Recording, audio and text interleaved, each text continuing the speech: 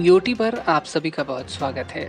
The observer TV पर मैं हूं शिवम और आज की इस वीडियो में मैं आपको बताने जा रहा हूं चीन द्वारा चलाई जा रही बेल्ट एंड रोड इनिशिएटिव यानी कि BRI पहल क्या है। दोस्तों, विश्व में चीन की स्थिति क्या है ये किसी से छुपी नहीं है।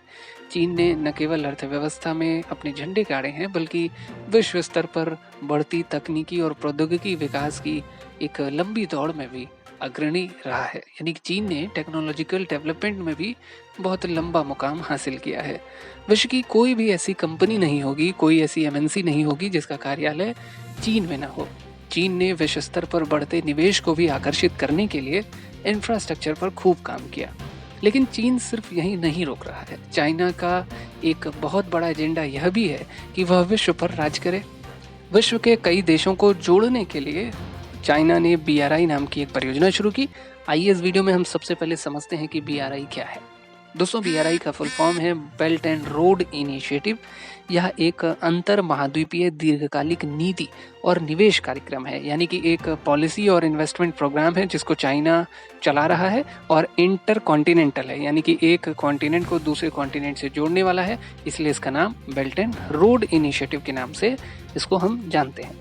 इसका उद्देश्य यानी कि इसका प्रमुख ऑब्जेक्टिव है इंफ्रास्ट्रक्चर का डेवलपमेंट करना और हिस्टोरिकल रूप से जो एक सिल्क रूट था उसको फिर से जागृत करना। यहाँ आप सभी को बताता चलूँ कि सिल्क रूट एक्चुअली में हिस्टोरिकल बेसिस पे एक ऐसा मार्ग था जहाँ से होकर के चाइना लगातार ट्रेड करता आया है। चीन अब उसे फिर से जिंदा करने की पूरी कोशिश में लगा हुआ है। 2013 में चीन ने BRI की शुरुआत की और 2016 तक इसका नाम वन बेल्ट वन रोड यानी कि ओबोर रख दिया गया।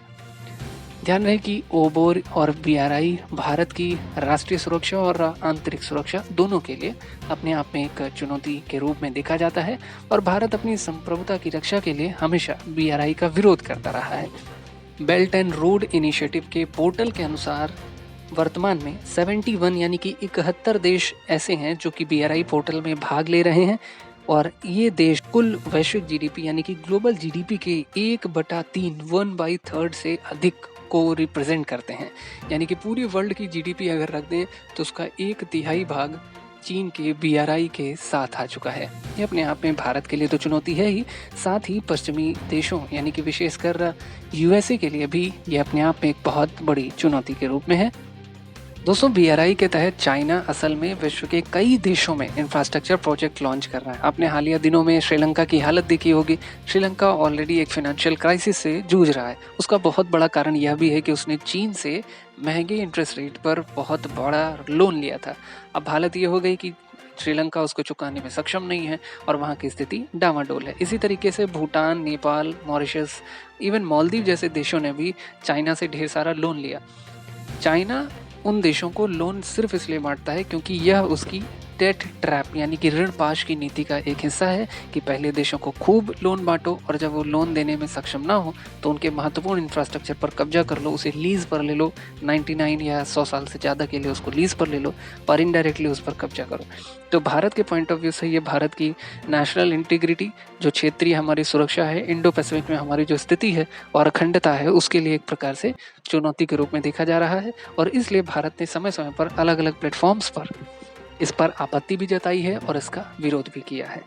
अब आपके मन में सवाल आ रहा होगा कि भारत के पास विकल्प क्या है। तो देखिए, भारत के पास कुछ विकल्प हैं। सबसे पहले तो एक विकल्प यह है कि वो भी चाइना के समानांतर अपना एक इंफ्रास्ट्रक्चर डेवलपमेंट प्रोजेक्ट लॉन्च कर सके आसपास के देशों में। लेकिन आप जानते ही हैं कि भारत की इकोनॉमिक कंडीशन इतनी अच्छी नहीं है कि हम अन्य देशों में भी बड़ा इंफ्रास्ट्रक्चर प्रोजेक्ट लॉन्च कर सकें, उनको इतना उधार दे सकें कि वो एक बड़ी आधारशिला रख सकें अपने यहाँ इस प्रकार के इंफ्रा प्रोजेक्ट को आगे बढ़ाने के लिए। तो कर क्या सकते हैं? हमारे पास ऑप्शन है कि हम क्वाड के देशों यानी कि अमेरिका, जापान और ऑस्ट्रेलिया के साथ मिलकर के एक पैरेलल अपना कुछ संगठन या प्रोग्राम लॉन्च कर सकते हैं जिससे हम भी BRI के ऑल्टरनेटिव्स को तलाशें और अन्य देशों में इंफ्रास्ट्रक्चर डेवलपमेंट का कार्यक्रम आगे बढ़ा सकें। तो इस तरीके से बहुत ही संक्षेप में हम जान गए कि बीआरआई क्या है, बेल्ट एंड रोड इनिशिएटिव क्या है।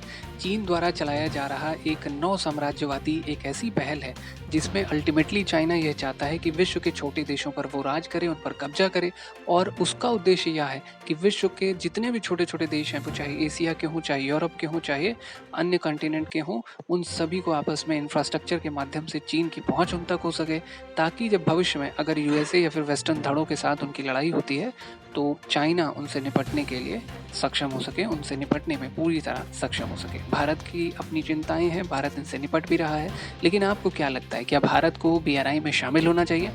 अगर हाँ लगता है तो कमेंट में लिखकर बताएं और ना भी लगता है तो भी कमेंट में लिखकर बताएं। कारण सहित उत्तर दीजिए। अगले वीडियो में हम इस प्रश्न का उत्तर देने की पूरी कोशिश करेंगे। तब तक के लिए नमस्कार, जय हिंद।